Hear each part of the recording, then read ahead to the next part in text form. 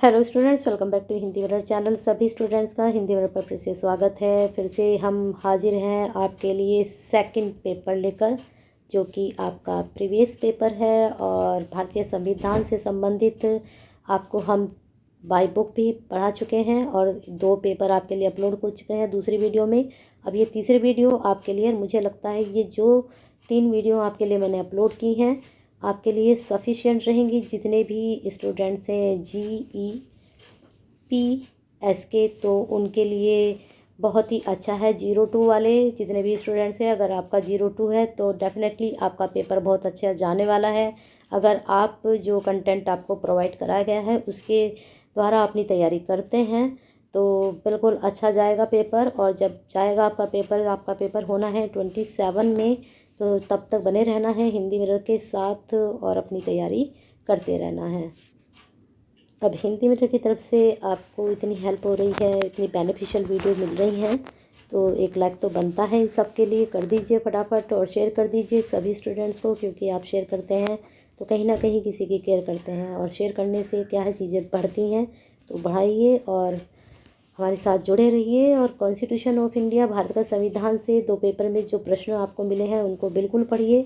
और यहाँ पर अब जो बताने जा रहे हैं इस वीडियो में क्वेश्चंस देखते हैं। जो 2 पेपर अभी तक अपलोड हुए हैं वहाँ से आपको कितने टॉपिक यहाँ पर रिपीट हो रहे हैं और हमें उन्हीं टॉपिक पर ज़्यादा से ज़्यादा फोकस करना है। पहला प्रश्न, भारतीय संविधान की प्रमुख विशेषताएं हैं। अब देखिए, मैंने फर्स्ट यूनिट में आपको बताया था कि भारतीय संविधान की प्रमुख विशेषताएं आपको ज़रूर पढ़नी है और वहाँ पर 8 से 9 आपकी विशेषताएं बताई हैं। और मैंने कहा है आपको कि पर्टिकुलर भी आपसे पूछा जा सकता है और सारी विशेषताएं भी आपसे पूछी जा सकती हैं। लेकिन 9 विशेषताएं 9 से 10 वहाँ पर बताई गई हैं। ज़रूरी नहीं आप 10 की 10 अप्लाई करें, वहाँ से 4 से 5 हेडिंग उठाकर भी आप अप्लाई कर सकते हो।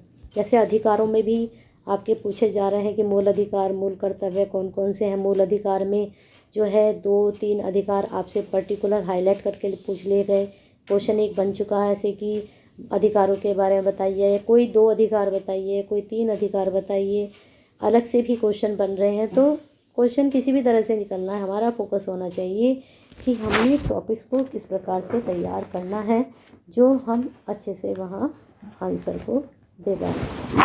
नीति निर्देशक तत्व मैंने आपसे कहा था जरूर करने हैं। राज्य के नीति निर्देशक सिद्धांतों का वर्णन कीजिए। मौलिक अधिकार राज्य के नीति निर्देशक सिद्धांतों में क्या अंतर है। देखिए, आ गया ना आपका क्वेश्चन, जो मैंने कहा था कि लास्ट यूनिट है आपकी और ये बहुत इम्पोर्टेंट है। लोकसभा, राज्यसभा, नीति निर्देशक तत्व, मौलिक अधिकार, आपका भारतीय संविधान की विशेषताएं, भारतीय संविधान के स्रोत, पंचायती राज, ये सब क्वेश्चंस इतने इम्पोर्टेंट है। संसद बिल्कुल करके जाइए फोकस करके इनको। भारतीय संसद के गठन किस प्रकार होता है, इनकी शक्तियाँ कौन सी हैं, इसका आपको वर्णन करना है। बिल्कुल संसद को भी जरूर पढ़ कर जाइएगा। नेक्स्ट क्वेश्चन, भारत के सर्वोच्च न्यायालय की रचना तथा इसके प्रारंभिक अपीलीय क्षेत्राधिकार का वर्णन कीजिए। यहाँ पर क्या है, सर्वोच्च न्यायालय को हमें फोकस करना है। क्वेश्चन यहाँ से किसी भी प्रकार का बन सकता है। आ चुका है पंचायती राज से संबंधित क्वेश्चन। तो अब यहाँ देखना है, 21वीं शताब्दी में पंचायती राज की सफलता एवं विफलताओं का परीक्षण विस्तार पूर्वक कीजिए। तो आप देख लीजिए, पंचायती राज से संबंधित मैंने कहा था कि जो आपका 73वां संशोधन है इसी संबंधित है। 74वां संशोधन है। ये संशोधन जब आप पढ़ेंगे तो मुझे लगता है ये जो पंचायती राज सफलता विफलता, फिर किसी भी प्रकार का आपका क्वेश्चन बन रहा है, जब आपने टॉपिक को बहुत अच्छे से कवर कर लिया तो आप कैसा भी प्रश्न बने उसको आराम से अप्लाई कर सकते हैं। शॉर्ट क्वेश्चन में भी देखिए, पहला क्वेश्चन, भारतीय संविधान सभा की रचना को समझाइए। अब देखिए, पंथ निरपेक्ष पर्टिकुलर पूछ लिया गया ना आपसे। सभ्यता के जो विशेषताएं बताई गई थी उसमें पंथ निरपेक्ष भी था। तो देखिए, मैंने कहा था आपको बुक में कि पर्टिकुलर पंथ निरपेक्ष भी आपसे पूछा जा सकता है, लेकिन देखिए अब यहाँ पर पूछ लिया गया है। अब भारतीय संविधान के संघात्मक तत्व, बिल्कुल मैंने कहा था कि आपको संघात्मक के तत्व भी पढ़ने हैं। संघवाद, संघातात्मक, सब कुछ आपको पढ़कर ये जाना है। भारतीय संसद में धन विधेयक किस तरह पारित किया जाता है, ये आपका रैंडमली क्वेश्चन है। अब देखिए ये क्वेश्चन, संघ लोक सेवा पर एक नोट लिखिए। यूपीएससी ये प्रश्न भी इम्पोर्टेंट है, हर पेपर में आपसे संघ लोक सेवा आयोग के बारे में पूछा जा रहा है। भारतीय संविधान में संशोधन प्रक्रिया की व्याख्या कीजिए। तो ये संशोधन भी आपके उसमें ही फर्स्ट यूनिट में ही मिल जाएगा। नेक्स्ट है राज्य विधान परिषद के संगठन व कार्यों का वर्णन कीजिए।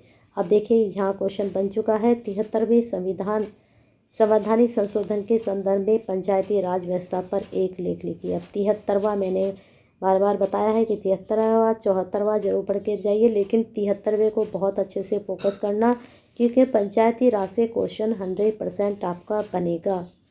चलते हैं दूसरे पेपर पर।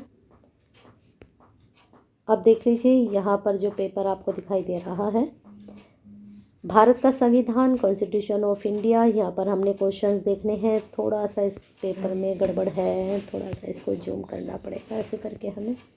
तो पहला ही प्रश्न यहाँ पर बन रहा है, भारतीय संविधान कठोरता और लचीलेपन का अद्भुत मिश्रण है। तो फोकस तो वही है ना, भारतीय संविधान।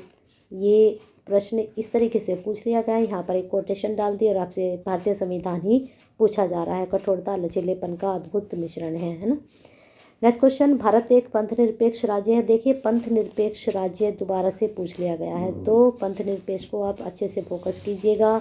मौलिक अधिकार दोबारा पूछ लिए गए हैं, से आप क्या समझते हैं, तो एक्सप्लेन आपको करना है। कितने अधिकार आप बताने जा रहे हैं और कितने आप छोड़ रहे हैं, वो आप पर डिपेंड करता है। उन्होंने क्वेश्चन पूछना है और आपको अप्लाई करना है ना।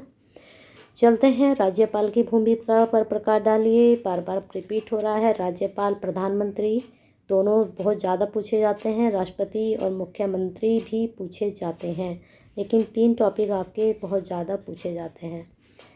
चलते हैं ऊपर थोड़ा सा, यहाँ पर 5 क्वेश्चन में 4 क्वेश्चन वहाँ पर हो चुके हैं। दोबारा से क्वेश्चन आ गया, भारतीय संविधान की प्रमुख विशेषताओं का वर्णन कीजिए। वही प्रश्न रिपीटेड है।